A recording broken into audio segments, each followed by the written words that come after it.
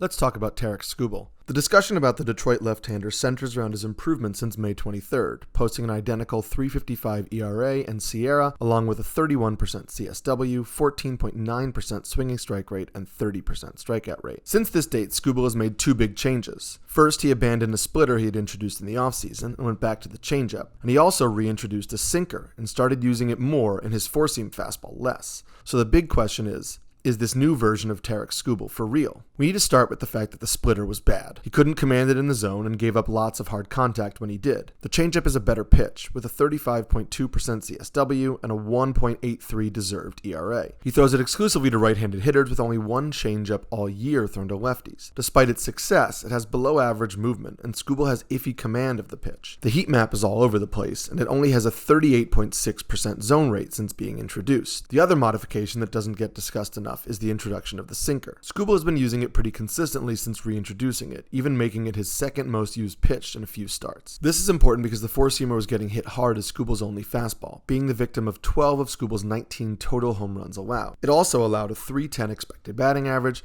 and .628 expected slug on the season. The move to the sinker means he uses the four-seam less, but is also important because the sinker has slightly more movement and is a better pairing with the slider and change. Using the four-seam less has allowed it to become more impactful as well. Skubal likes to go to the four-seam with two strikes. By using the sinker early in counts, the four-seam now provides a different look up in the zone, which has increased the swinging strike rate on it from 11.7% to 13.8%. However, since the introduction of the sinker, no pitch has improved as much as Skubal's slider. As you can see from the chart, Skubal saw massive jumps in swinging strike rate and CSW since the introduction of the sinker. With near identical zone rates and overall usage, the increased effectiveness is likely in the way the sinker and slider work off of one another. My long-term concern with Skubal's slider is the way that he throws it over the heart of the plate a lot, even when he's ahead in the count or with two strikes. I like the pitch, but I'd love to see him throw it out of the zone more often when he's ahead. Skubal caps off his arsenal with a knuckle curve that has a big bite, but surprisingly low 6.1% swinging strike rate. It has the lowest exit velocity of Skubal's pitches and a 180 deserved ERA, so its impact is mainly inducing soft contact.